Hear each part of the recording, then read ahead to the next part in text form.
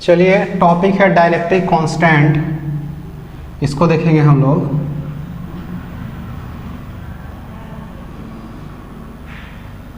Dielectric constant, इसको समझना है।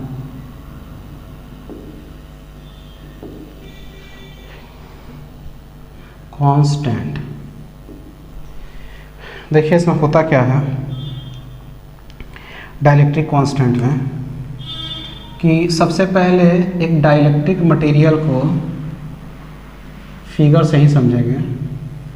डाइलेक्ट्रिक मटेरियल को रख देते हैं इलेक्ट्रिक फील्ड वाले जगह पे। इलेक्ट्रिक फील्ड मान लीजिए है अभी ऐसा, तो अंदर से भी ये जाएगा इलेक्ट्रिक फील्ड, जाएगा कि नहीं जाएगा?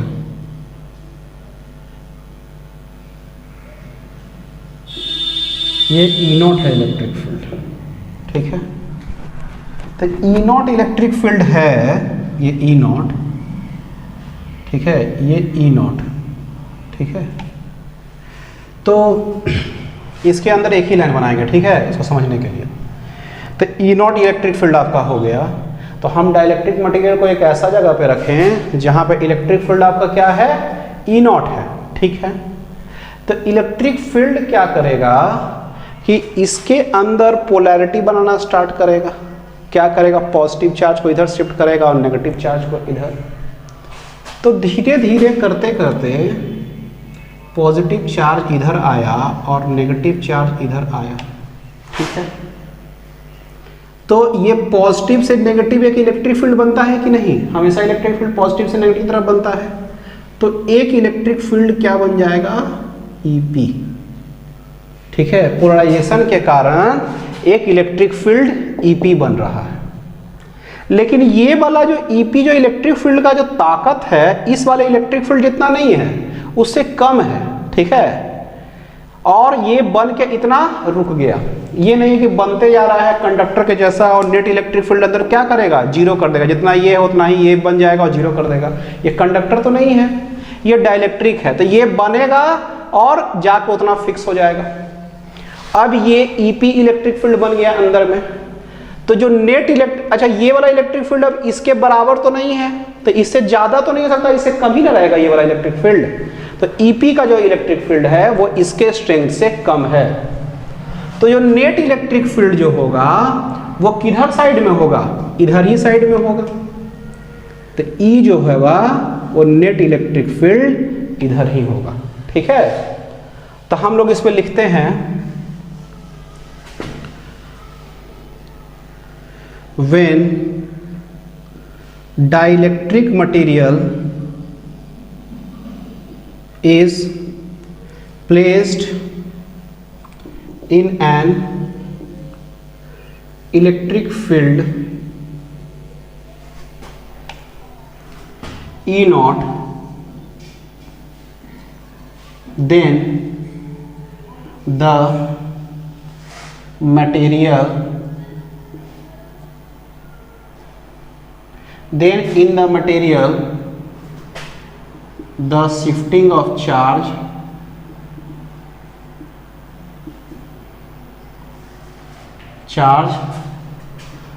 occurs। शिफ्टिंग ऑफ चार्ज होना स्टार्ट हो जाता है।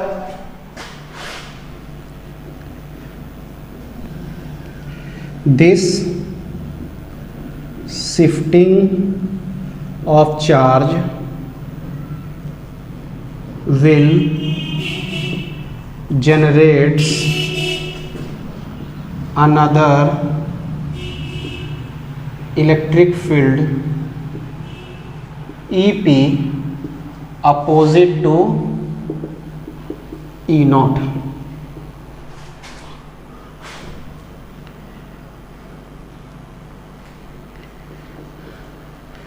The value of EP will always be smaller than value of E naught। So net electric field vector E is in the direction of E naught. ठीक है, तो ये जो आपका क्या हो जाएगा, इलेक्ट्रिक फील्ड आपका डायरेक्शन ऑफ ई नॉट ही रहेगा। ठीक है, and E is equal to E naught plus E P.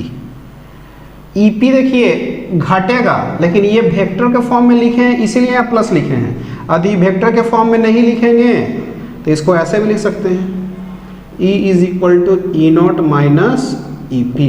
Vector में लिखे तो साइन अपने आप था इसमें, इसीलिए पॉजिटिव नेगेटिव नहीं लिखे थे, यहाँ पे इसे प्लस लिख दिए। लेकिन जैसे ही वेक्टर हटाए तो ई नॉट माइनस ई पी लिख दिए। ये बात समझ में आ रहा है? तो नेट इलेक्ट्रिक फील्ड जो आपका है वो उधर ही साइड में हो गया। नेट इलेक्ट्रिक फील्ड आपका किधर हो गया, उसी साइड में हो गया आपका, और उसका जो वैल्यू है अब क्या हो गया, घट गया। तो ये नेट इलेक्ट्रिक फील्ड का वैल्यू को डाइलेक्ट्रिक क्या कर रहा है, घटा दे रहा है। कितना से, EP से। पहले E नॉट था नेट इलेक्ट्रिक फील्ड, अब मटेरियल लगने के कारण क्या हो गया, E नॉट माइनस EP। ठीक है, चलिए अब उसके बाद आगे लिखते हैं, इसको मिलाएंगे। अच्छा ठीक है, ये बताइए कि इलेक्ट्रिक फील्ड वैल्यू तो घटा, तो हम लोग लिख सकते हैं यहीं पे लिखते चलते हैं, the value of electric field E is equal to E naught by K। तो हम लोग कह सकते हैं K फैक्टर से क्या हो रहा है, आपका इलेक्ट्रिक फील्ड का वैल्यू क्या हो रहा है, घट रहा है। ठीक है, तो यही जो K है वही डाइलेक्ट्रिक कांस्टेंट है। ठीक है, here K is greater than 1, तो K का वैल्यू ग्रेटर देन 1 होगा तो 1 बाई K क्या होगा, स्मॉलर देन 1, और उसके साथ E नॉट मल्टीप्लाई हो जाएगा, यानी E का वैल्यू क्या हो जाएगा, E नॉट से घट जाएगा। तो E का वैल्यू क्या है, E नॉट से घटा ना, E नॉट माइनस EP था ना, तो E is equal to E naught minus EP भी लिख सकते हैं, E नॉट बाई K भी लिख सकते हैं। आप बताएंगे कि यही जो K फैक्टर है इसी कारण से क्या हो रहा है, इलेक्ट्रिक फील्ड घट रहा है। यदि K का वैल्यू ग्रेटर देन 1 रहेगा तब। ठीक है, K का वैल्यू हमेशा ग्रेटर देन 1 ही होना चाहिए। This value of K is called as dielectric constant। ठीक है, इसमें एक और लाइन लिख देते हैं, since value of K is greater than 1, it means E is smaller than E naught. ठीक है, स्मॉलर देन, ये समझ में आता है ना, smaller than, greater than, smaller than E not. K greater than 1 यानी कि E smaller than E not, और E smaller than E not होता है। ठीक है, चलिए उसमें एक दो लाइन और लिखेंगे, इसको मिटाएंगे अब। चलिए ये हो गया आपके पास। उसके बाद जो बात ये है कि इसमें हम लोग लिखते हैं कि यदि ये वाला इलेक्ट्रिक फील्ड का वैल्यू यदि बहुत ज़्यादा हो जाए, उस समय के इफेक्ट होता है, उसमें क्या होगा कि इलेक्ट्रिक फील्ड क्या करेगा, नेगेटिव चार्ज को इधर और पॉजिटिव चार्ज को उधर, तो नेगेटिव चार्ज को क्या करेगा, इलेक्ट्रॉन को ये निकाल लेगा। ज़्यादा ताकतवर हम इलेक्ट्रिक फील्ड लगा देंगे तो ये क्या करेगा कि इन नेगेटिव चार्ज को इस मटेरियल से ही निकाल देगा। तो वो जब मटेरियल से जहाँ तक वो निकालेगा ना, तो उसको हम लोग क्या कहेंगे, डाइलेक्ट्रिक स्ट्रेंथ कहेंगे। ठीक है, उतना वाला electric field, maximum electric field जितना ये मटेरियल सह सकता है उसको डाइलेक्ट्रिक स्ट्रेंथ कहेंगे। यदि डाइलेक्ट्रिक स्ट्रेंथ से ज़्यादा वाला इलेक्ट्रिक फील्ड लगा देंगे हम, तो क्या होगा, ये इलेक्ट्रॉन निकल जाएगा, और फिर डाइलेक्ट्रिक से ज़्यादा निकाल देंगे तो डाइलेक्ट्रिक ब्रेकडाउन हो जाएगा। तो लिखते हैं हम लोग इसमें, if the strength of electric field is much larger, it may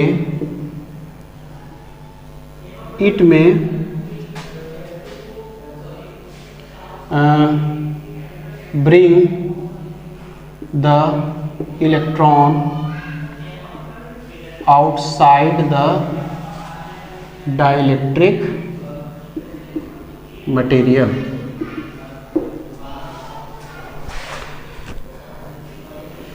The maximum strength of electric field in which the electrons remains at its place, it is called as dielectric strength of the material. ठीक है, तो इसके नीचे एक line लिखिएगा, ठीक है, उसके बाद इस लाइन को लिखिएगा।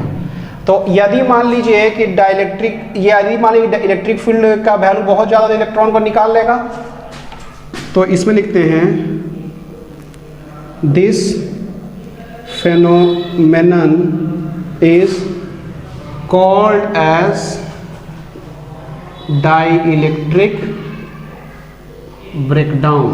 यदि ऐसा हो जाए कि इलेक्ट्रॉन निकलने लगे तो ये डाइलेक्ट्रिक ब्रेकडाउन कहलाएगा। ठीक है, तो उसके बाद लिखिएगा the maximum strength of electric field in which the electrons remains at its place, it is called as dielectric strength of the material. यानी कि मैक्सिमम जिसको ये सह सकता है उसको हम लोग क्या कहेंगे, हम लोग डाइलेक्ट्रिक स्ट्रेंथ किसका कहेंगे, डाइलेक्ट्रिक मटेरियल का। ठीक है, तो ये आपका हो गया डाइलेक्ट्रिक मटेरियल का। एक चीज और जो वहां पे लिखे थे हम लोग,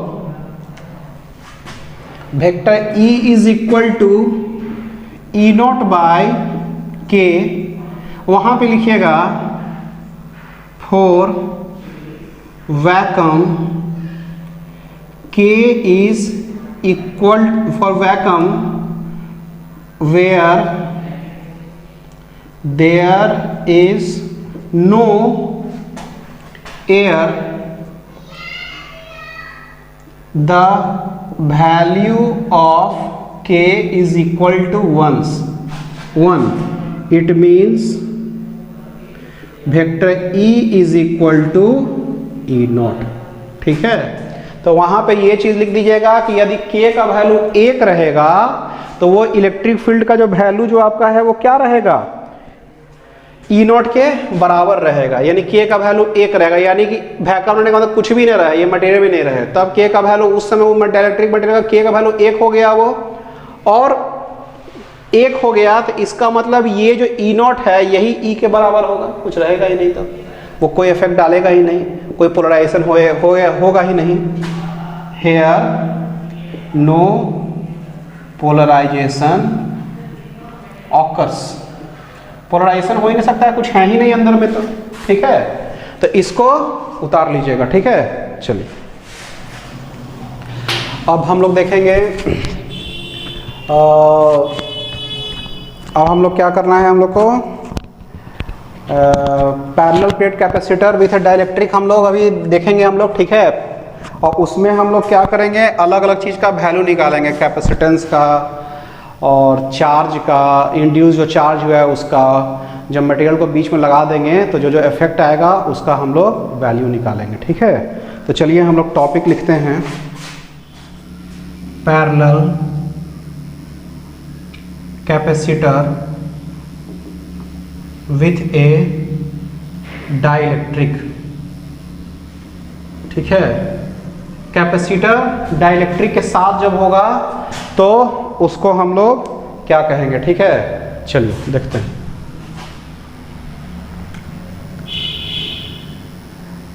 फोटो पहले बना लें, उधर बनाते हैं फोटो।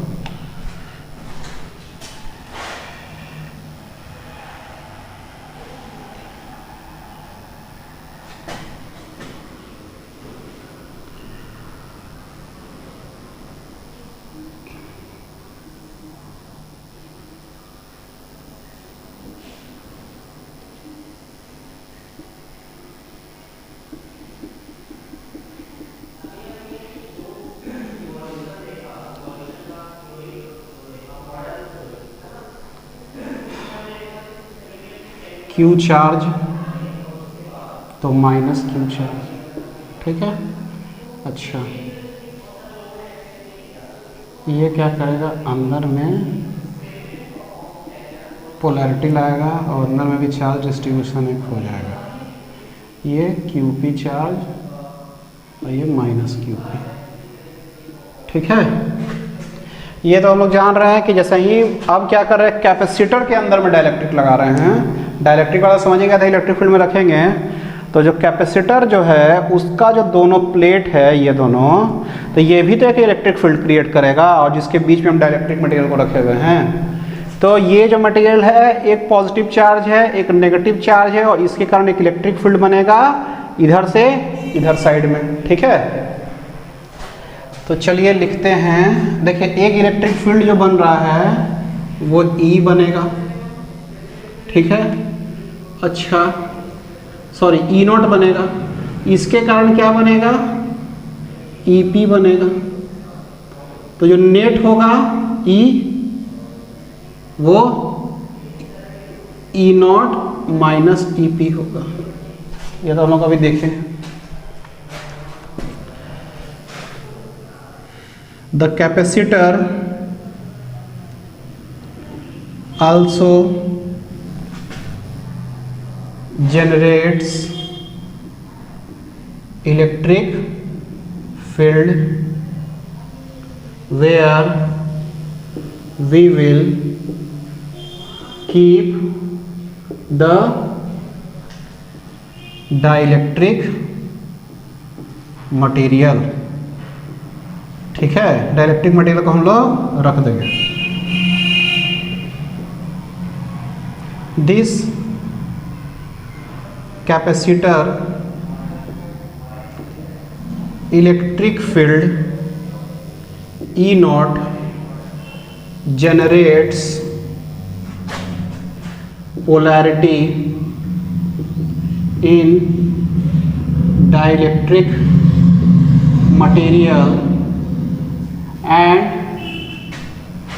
this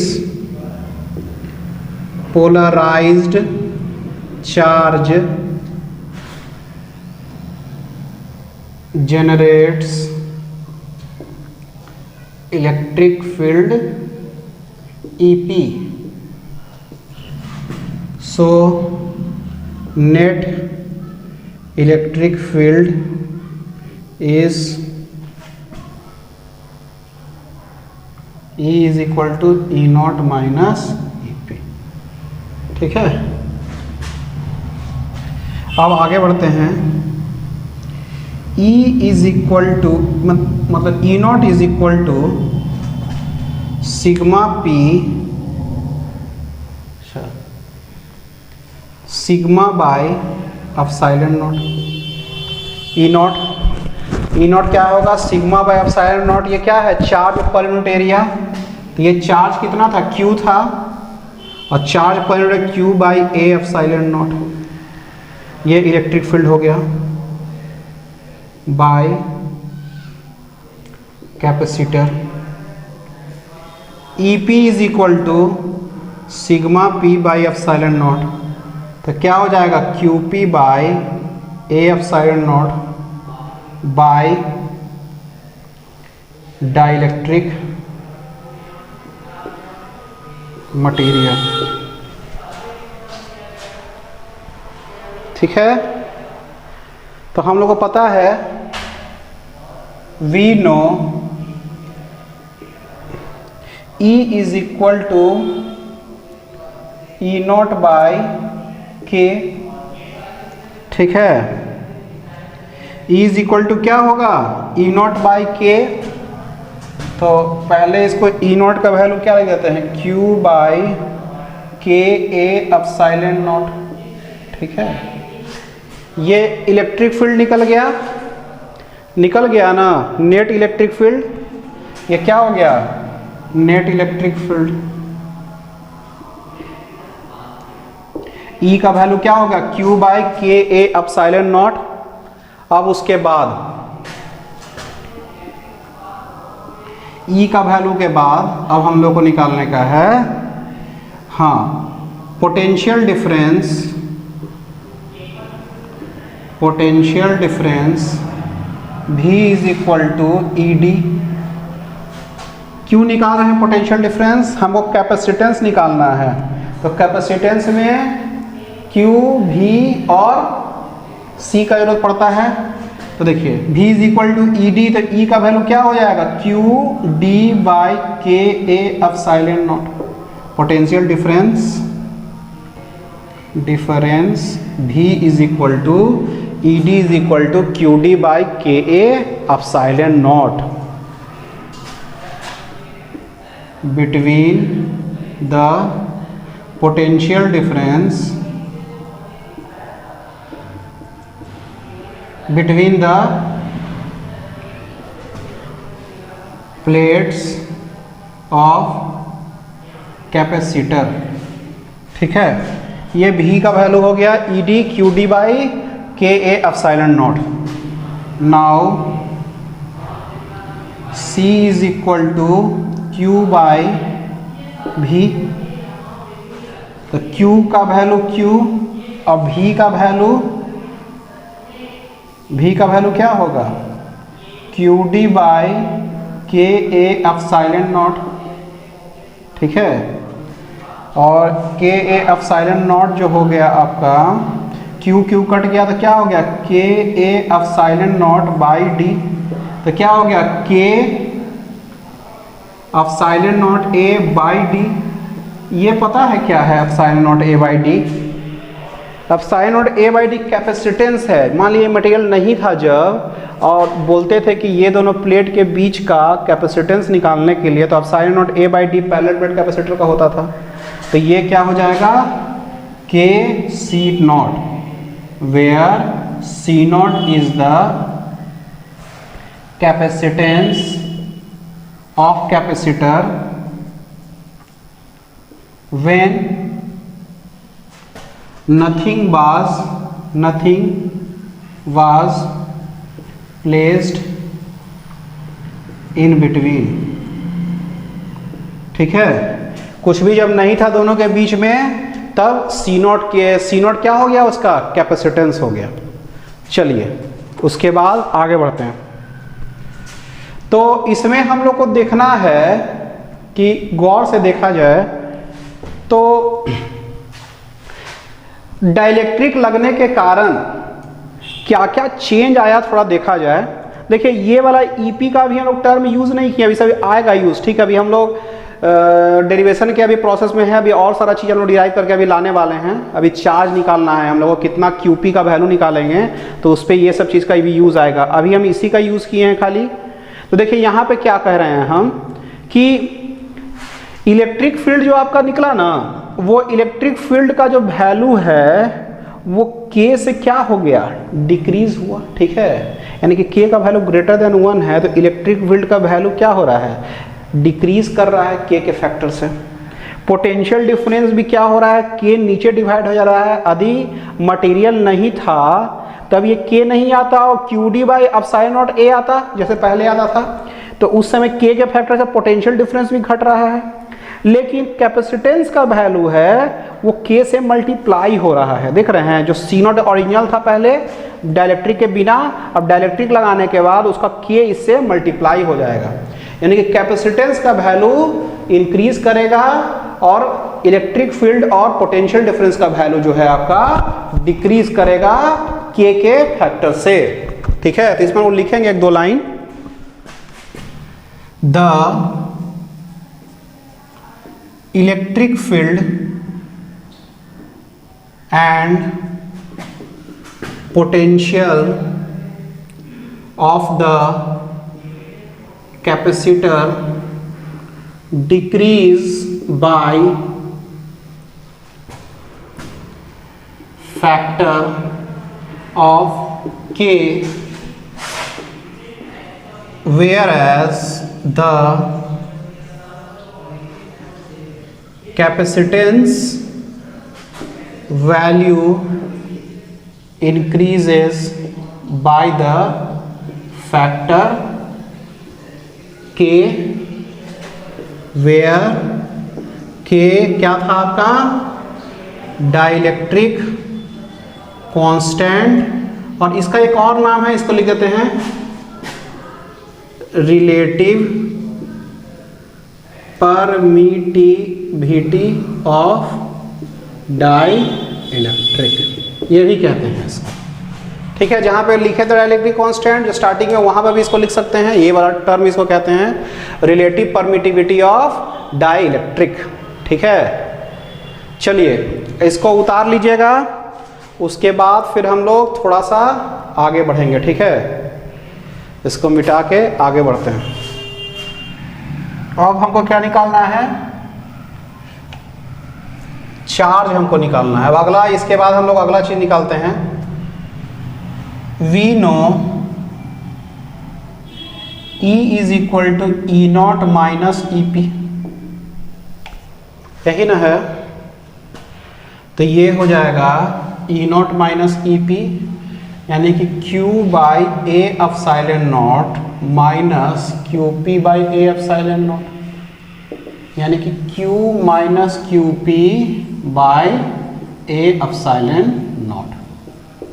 ठीक है, उसके बाद also E is equal to E not by K, ये तो पता ही है, E is equal to E not by K, यानी कि Q by K A epsilon not. इसीलिए Q by K A epsilon not is equal to Q minus Q P by A epsilon not. अब क्या करेंगे इसको? Q by K is equal to Q minus Q P. ठीक है, तो जो QP का जो वैल्यू आ गया वो क्या आ गया, उधर चल जाएगा तो Q minus Q by K, यानी कि Q1 माइनस 1 बाई के, ये QP का वैल्यू हो गया। समझ में आ रहा है बात? तो इसमें हम लोग लिखेंगे the induced charge on the dielectric material is QP is equal to Q1 minus 1 by K। ठीक है, तो ये जो QP का वैल्यू है, QP का जो वैल्यू है वो क्या हुआ? 1 माइनस 1 बाई के, किसका? Q का। Q का 1 माइनस, Q में 1 माइनस 1 बाई के मल्टीप्लाई कर देंगे तो QP का वैल्यू निकल जाएगा। ठीक है, QP का वैल्यू तो Q से कम ही होगा ना? देख लेते हैं, K का वैल्यू ग्रेटर देन 1। ठीक है, तो 1 बाई के का वैल्यू स्मॉलर देन 1, और 1 माइनस स्मॉलर देन 1 से मल्टीप्लाई करेंगे तो पूरा चीज स्मॉलर देन 1, यानी QP का वैल्यू स्मॉलर देन Q। समझ में आ रहा होगा बात? तो इसीलिए ये QP का वैल्यू हो गया, ये जो चार्ज जो आपका हो गया, जो वहां पे इंड्यूस्ड होगा, उसका ये वैल्यू रहेगा। ठीक है, तो हम लोग इसमें जो चीज सीखें वो हम सीखे कि इलेक्ट्रिक फील्ड का क्या हुआ, K से वो फैक्टर से वो क्या हुआ, डिक्रीज किया, क्योंकि K हम डिवाइड कर दिए थे।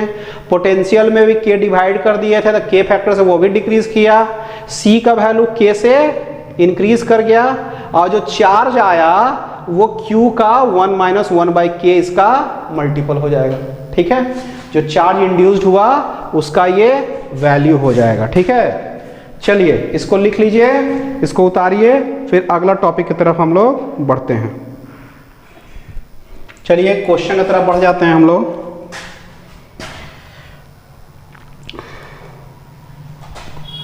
To parallel plate capacitor, each of capacitance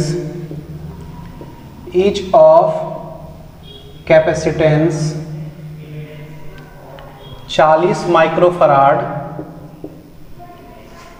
are connected in series,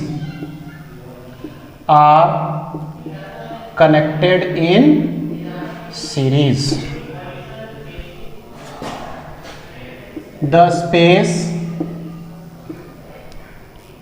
between the plates of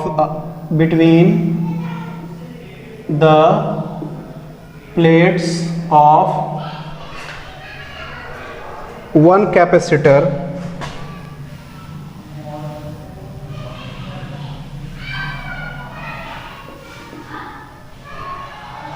is filled with a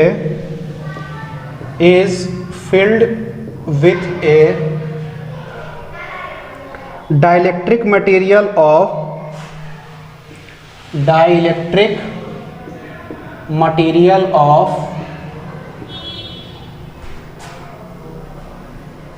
dielectric constant खत्म dielectric material of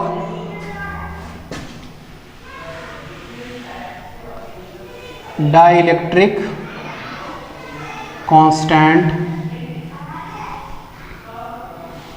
K is equal to 4. Find full stop. Find the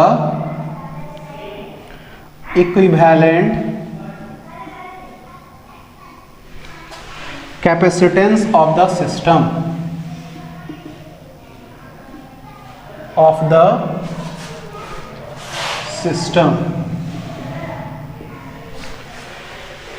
ठीक है।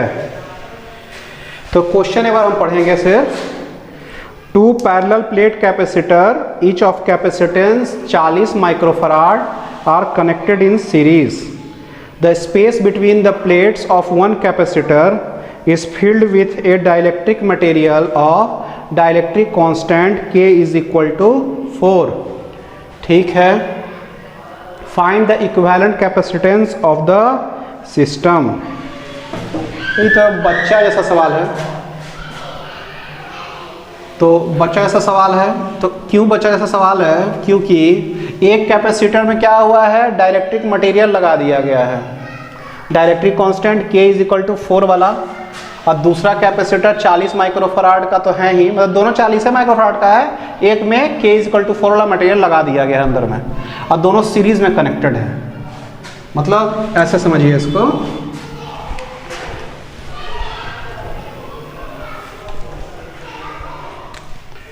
कि ये capacitor हो गया, एक में material लग गया है यहाँ ऐसा,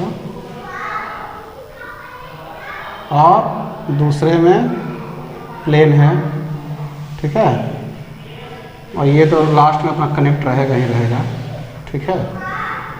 तो ये 40 माइक्रोफराड का है, और ये 40 माइक्रोफराड का ओरिजिनली था, लेकिन K इज इक्वल टू 4 लगाने से इसका कैपेसिटेंस का वैल्यू हो जाएगा 40 गुना 4, यानी कि 160 microfarad.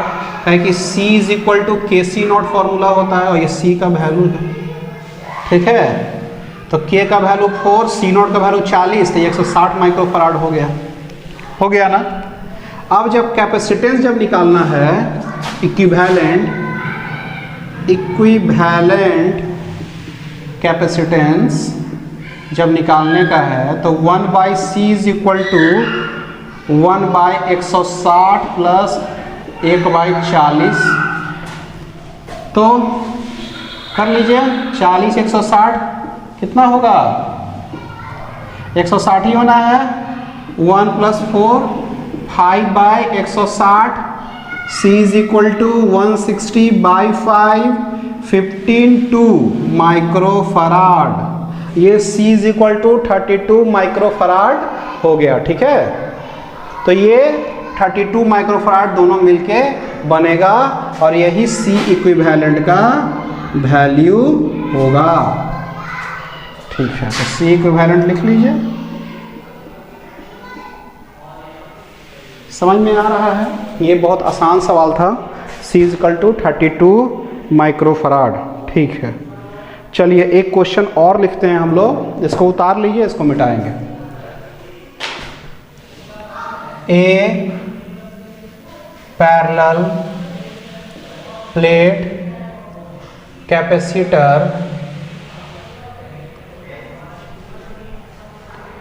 Has plate area A has plate area A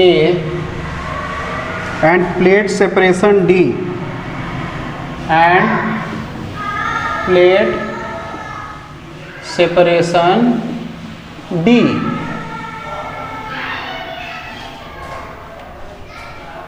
The space between the plates is filled up to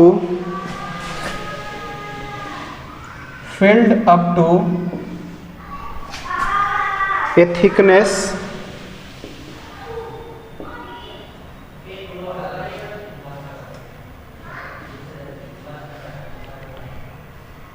X smaller than D with a dielectric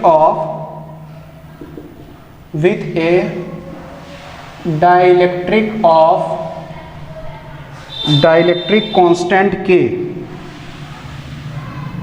Dielectric constant K. Calculate the capacitance of the system. Capacitance of the system. ठीक है,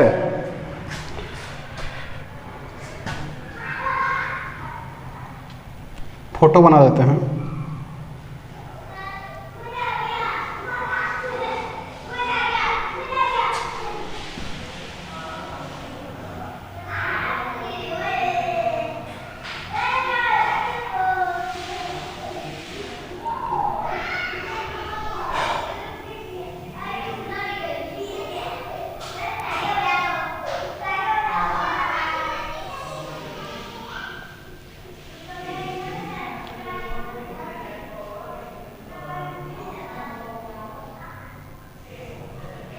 A B C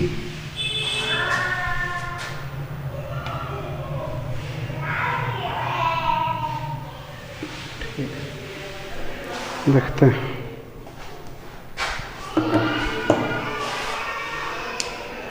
तो area बता रहा है parallel पर capacitor का area क्या बता रहा है A, और सेपरेशन कितना बता रहा है इसका D बता रहा है। ठीक है, the space between the plate is filled up to a thickness x smaller than D. तो x जो है D से smaller है with a dielectric constant K.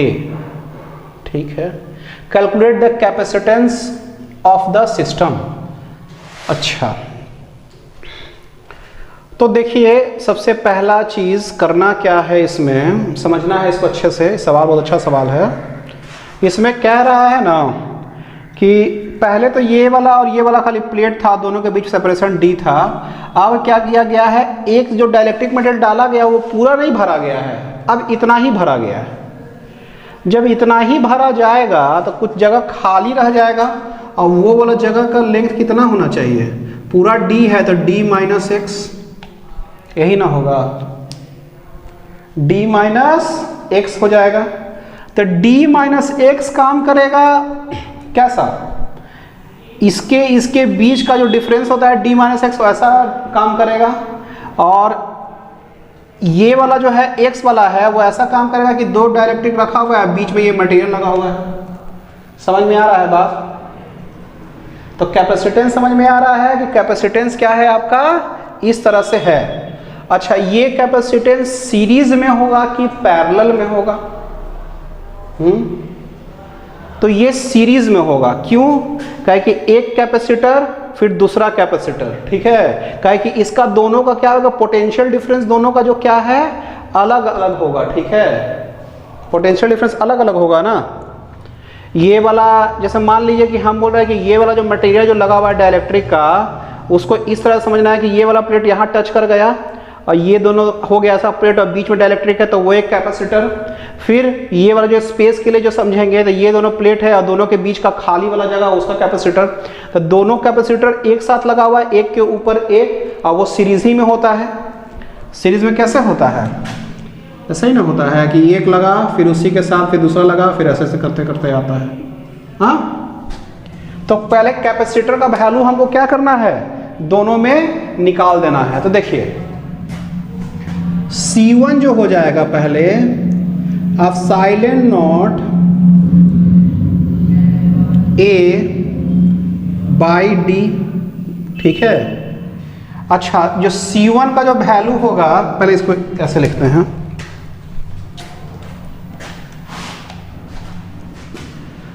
when dielectric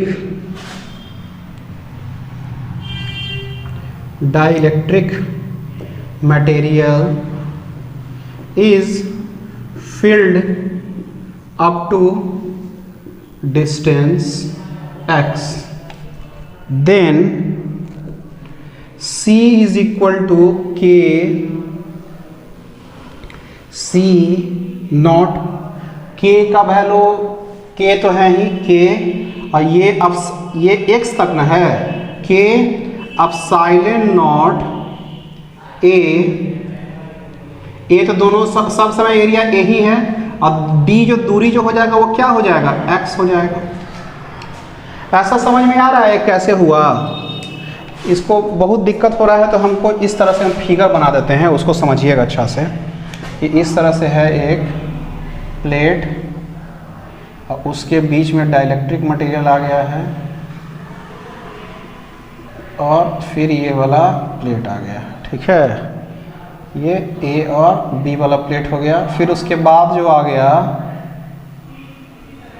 फिर ऐसा ही एक प्लेट, फिर ऐसा ही एक प्लेट, A और B वाला, और फिर ऐसे, ये ऐसे कनेक्टेड है, ठीक है। इस तरह से एक तो A B वाला प्लेट, A और B वाला प्लेट यही है, और बीच में डाइलेक्ट्रिक मटेरियल ऐसा है कैपेसिटर। फिर उसके बाद एक खाली वाला है, तो इसका जो दूरी होगा वो हो जाएगा D माइनस एक्स, और इसका जो हो जाएगा x। समझ में आ रहा है? तो इसका जो हम लोग निकालेंगे डाइलेक्ट्रिक का वैल्यू, मतलब ये कैपेसिटेंस का वैल्यू K C नॉट, और C नॉट जो वैल्यू नहीं आता, epsilon not A by D, दोनों के बीच का डिस्टेंस क्या होगा, x। ये हो गया C1 का value. When nothing is placed between capacitor plate up to distance d minus x, of distance d minus x लिखिए, then C2 is equal to epsilon not A by D। इसमें तो K multiply नहीं होगा, capacitor तो इसमें है नहीं, तो एप्सिलॉन नॉट A और D का जो डिस्टेंस हो जाएगा क्या लिखेंगे, D माइनस एक्स, ठीक है। समझ में आ रहा है बात? तो ये हो जाएगा आपका epsilon not A by x और epsilon not A by D minus x, ठीक है। चलिए, तो नेट कैपेसिटेंस का वैल्यू निकालते हैं। The net capacitance value will be 1 by C equivalent is equal to 1 by C1 plus 1 by C2। तो C equivalent का वैल्यू क्या होगा, C1 C2 by C1 plus C2। C1 C2 का value लिखिए, K epsilon not A by x और epsilon not A by D minus x by K epsilon not A by x plus epsilon not A by D minus x. समझ में आ रहा है बात? तो epsilon not A तो common आएगा ना, ऊपर तो कट जाएगा, तो ऊपर C इक्विवेलेंट का वैल्यू क्या हो जाएगा, एप्सिलॉन नॉट A कट जाएगा, और नीचे भी देखिए क्या आएगा ऊपर, K एप्सिलॉन नॉट A का whole square by x into D minus X, और नीचे क्या हो जाएगा,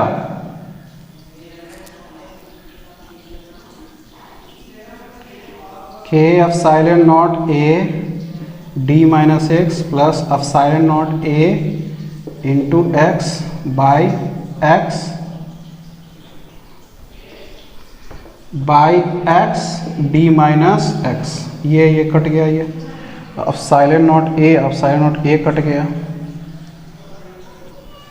ओहो, इसका एप्सिलॉन नॉट काट दिए हैं, ऐसे नहीं काटेंगे अभी एप्सिलॉन नॉट, इसको रहने दीजिए के एप्सिलॉन नॉट ए। अब हम इसमें क्या करेंगे, इसको लिखना पड़ेगा, इसको मिटाएंगे, ठीक है।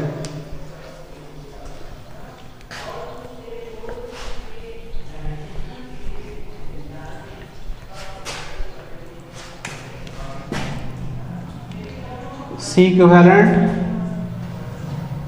के एप्सिलॉन नॉट ए का whole square by epsilon not A common ले लेंगे तो क्या हो जाएगा, K D minus X plus X. Epsilon not A cut गया तो क्या हो जाएगा, K epsilon not A by x.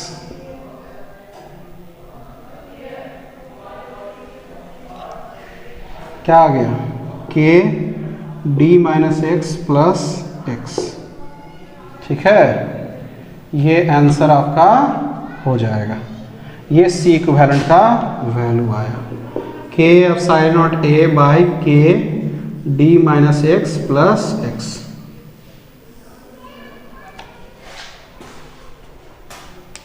ठीक है, इसको मिला लीजिएगा आंसर को, के एप्सिलॉन नॉट ए बाई के डी माइनस वही है माइनस एक्स के माइनस 1। ठीक है, ये आपका इक्विवेलेंट कैपेसिटेंस का वैल्यू आ गया, ठीक है। चलिए, ये हो गया 2 क्वेश्चन, और चलिए अगला बताते हैं।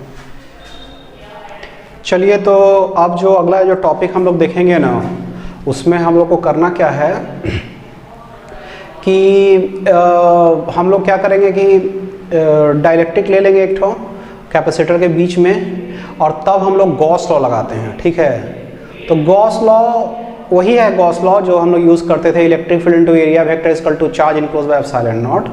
लेकिन इसमें थोड़ा सा आपको डिफरेंस दिखेगा, लेकिन ये जो आया है वही बेसिक फार्मूला से आया है, इसीलिए ये वाला भी चीज़ वही चीज़ है, बस इस खाली फॉर्म इसका खाली थोड़ा चेंज होगा गॉस लॉ का, ठीक है। बाकी सेम रहेगा वो चीज़। लिखते हैं, another form of Gauss law when it is placed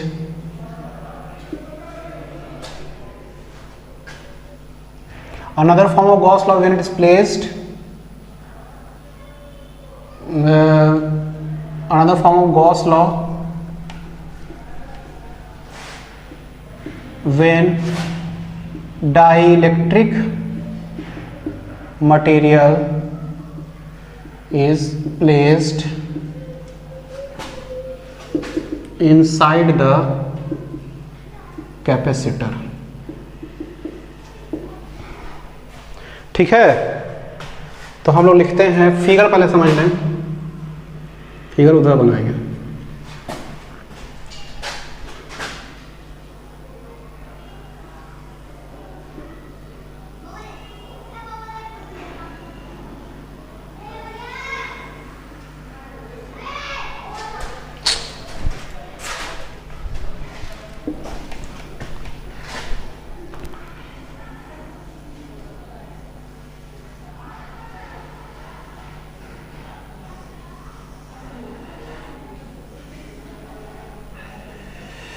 तो देखिए, ये प्लस क्यू था, ये माइनस क्यू था, तो ये क्या करेगा, प्लस इधर चार्ज कर देगा इसको, तो इसको लिखने की जरूरत नहीं है। यहाँ पे क्या हो जाएगा, प्लस क्यू पी, और यहाँ पे माइनस क्यू पी। ये बात समझ में आ रहा होगा ये कैसे हुआ था। तो गॉस लॉ लगाने के लिए सबसे पहले जो हमको बनाने का है वो है गॉसियन सरफेस। तो चलिए बनाते हैं, एक गॉसियन सरफेस ऐसा बनाते हैं।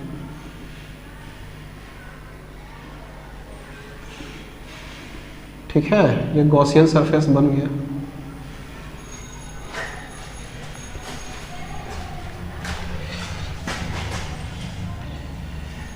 To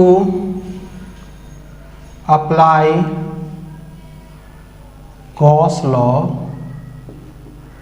we will first make a Gaussian surface shown in the dotted line in the given figure। Given figure में सबसे पहले डॉट डॉट लाइन बना के हम लोग एक गॉसियन सरफेस बनाएंगे। ठीक है, गॉसियन सरफेस तो बन गया।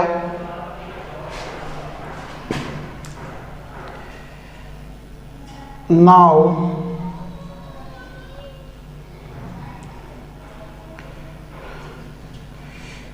Electric field into area vector is equal to charge enclosed by epsilon naught.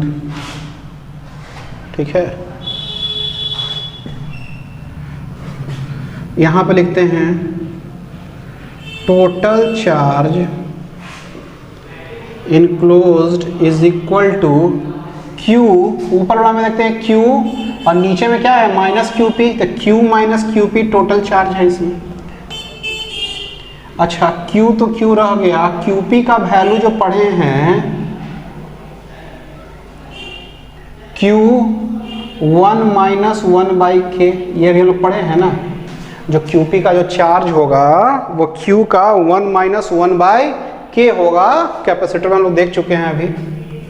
तो ये जो टोटल चार्ज जो होगा वो क्या आ जाएगा, Q minus Q plus Q/k, यानी कि Q/k आया चार्ज। इसीलिए electric field into area vector is equal to Q/k by epsilon not. अच्छा, ये जो K है वो मल्टीप्लाई हो जाएगा इधर, तो K E into D S is equal to Q/एप्सिलॉन नॉट। अच्छा, ये जो Q चार्ज है ये ऊपर वाला चार्ज है ना, नीचे वाला चार्ज है यहाँ पे माइनस क्यू पी आया, वो वाला तो चार्ज है नहीं। तो इस Q चार्ज को हम लोग Q फ्री चार्ज भी लिख देते हैं बाई एप्सिलॉन नॉट। ठीक है, तो हम लोग लिखेंगे K into vector E into D S is equal to Q free by epsilon not.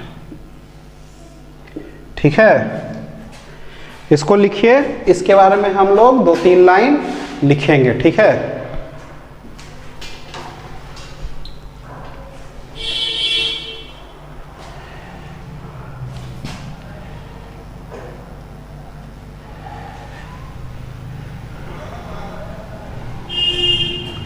Total charge याद रखिएगा Q/k आया, इंक्लूड में आता है जो Q/k आया चार्ज, और ये जो चार्ज है वो Q है, ऊपर वाला सिर्फ चार्ज है। ठीक है, Q माइनस QP का जो वैल्यू है वो क्या आएगा आपका, Q माइनस QP का जो चार्ज आएगा Q/k आएगा, लेकिन ये Q फ्री जो है सिर्फ Q का चार्ज है, बड़ा वाला Q।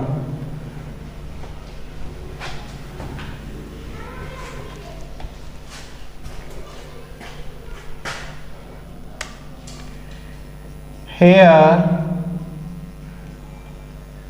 we have seen that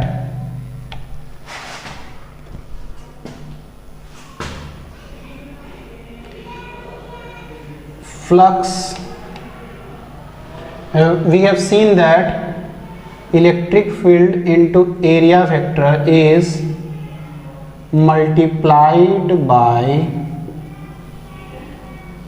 factor of k and in right hand side it is not the total enclosed charge, ये टोटल इनक्लोज चार्ज तो है नहीं है, ये क्या है, क्यू माइनस क्यू पी तो है नहीं है, सिर्फ क्यू है। It is not the total enclose charge but only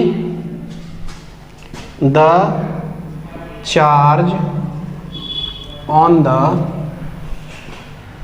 positive plate. समझ में आ रहा है बात? तो ये जो पॉजिटिव प्लेट पे है उसी का सिर्फ ये चार्ज हुआ, ठीक है।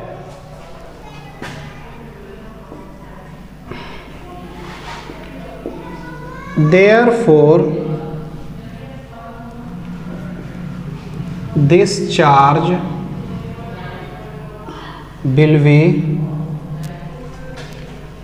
called as free charge।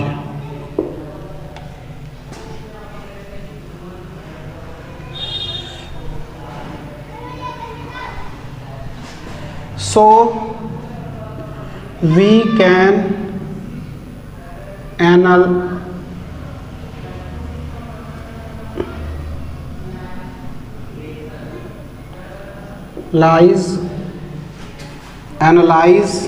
that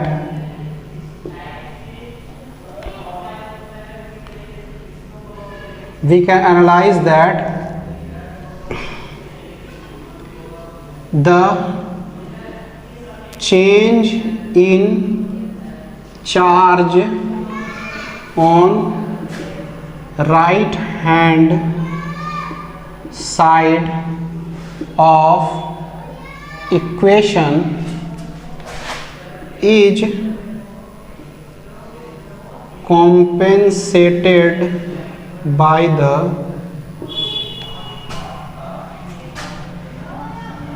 multiplication of k on left hand side। मतलब गॉस लॉ तो है, तो उसमें टोटल इनक्लोज चार्ज नहीं है वो, तो इसमें भी तो कुछ चेंज हुआ है, ठीक है। तो ये जो चेंज इधर हुआ वही वाला चेंज के कारण इधर हो रहा है, ठीक है। ये हमको समझना है। गॉस लॉ में बोलना कि भाई सिर्फ चार्ज हुआ है, बाकी जब ये सेम है ऐसा तो नहीं है। ये चार्ज यहाँ पे चेंज हुआ तो ये भी कुछ चेंज लेके आ गया है, इसी कारण से ऐसा चेंज हुआ था। ये दोनों क्या कर रहा है, इसी को कॉम्पेंसेट कर रहा है दूसरा को, ठीक है। इसमें हम लोग लिखेंगे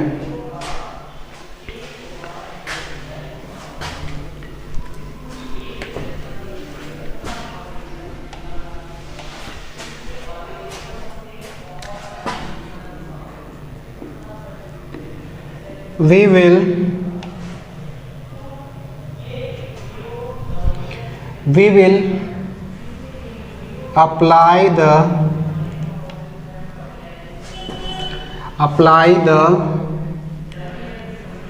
Gauss law in the given form when we deal with the dielectric material।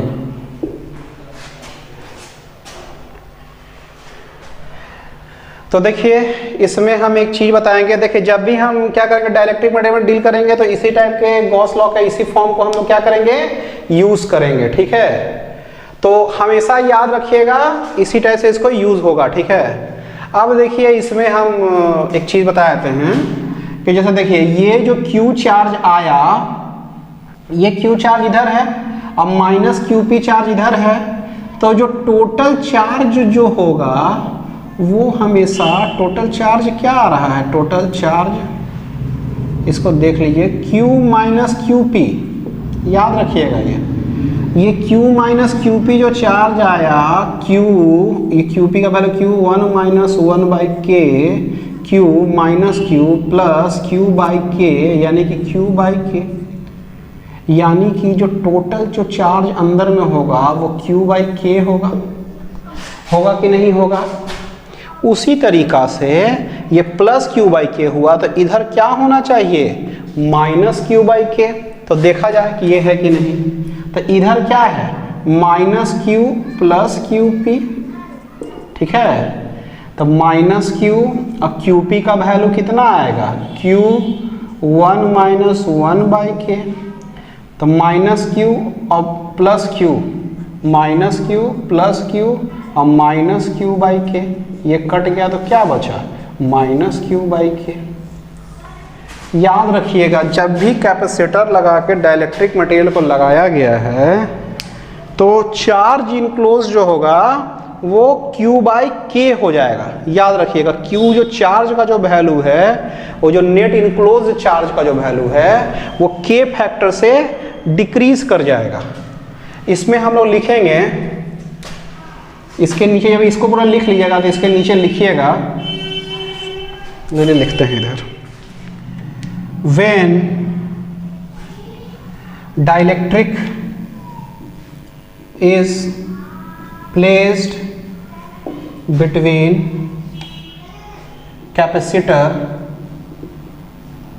the net charge enclosed decreases by the factor of K। इसीलिए Q इनक्लोज जो हो जाएगा वो Q बाई के हो जाएगा। तो इससे हम लोग एक चीज सीखें कि डाइलेक्ट्रिक से, देखिए अब लगभग सब चीज खत्म हो गया डाइलेक्ट्रिक से रिलेटेड। अब इसमें समझते हैं हम लोग कि डाइलेक्ट्रिक में हम लोग क्या देखें कि जब इलेक्ट्रिक फील्ड था तो इलेक्ट्रिक फील्ड के फैक्टर से डिक्रीज कर गया, पोटेंशियल था तो के फैक्टर से डिक्रीज कर गया, चार्ज जो इनक्लोज्ड रहेगा वो भी के फैक्टर से डिक्रीज कर जाएगा। नेट चार्ज का है कि घट रहा है उधर से नेगेटिव चार्ज आने के कारण, और कैपेसिटेंस का जो वैल्यू है वो खाली इंक्रीज कर रहा है। ठीक है, अब वो कैपेसिटेंस का value C is equal to क्या हो गया था, के सी नॉट, यानी कि जो सी नॉट स्टार्टिंग जो कैपेसिटेंस का वैल्यू था उसके साथ के को मल्टीप्लाई करना पड़ गया, यानी के से वो इंक्रीज कर गया कैपेसिटेंस। ठीक है, तो ये सब ऐसा फैक्टर है जब हम डाइलेक्ट्रिक मटेरियल को किसी के साथ लगाएंगे तब। ठीक है, अब क्या है कि अगले क्लास तक हम लोग का कैपेसिटर खत्म हो जाएगा और उसके बाद हम लोग क्या करेंगे, प्रॉब्लम बनाना स्टार्ट करेंगे। ठीक है, तो ये वाला जो पार्ट है उसको अच्छे से पढ़ के आइएगा अगले क्लास में। तो कुछ थोड़ा सा पार्ट बचा हुआ है 1-1.5 घंटे का, उसको बताएंगे और उसके बाद फिर हम लोग प्रॉब्लम की तरफ बढ़ जाएंगे। ठीक है, चलिए तो आज भर के लिए यहीं तक रहने देते हैं।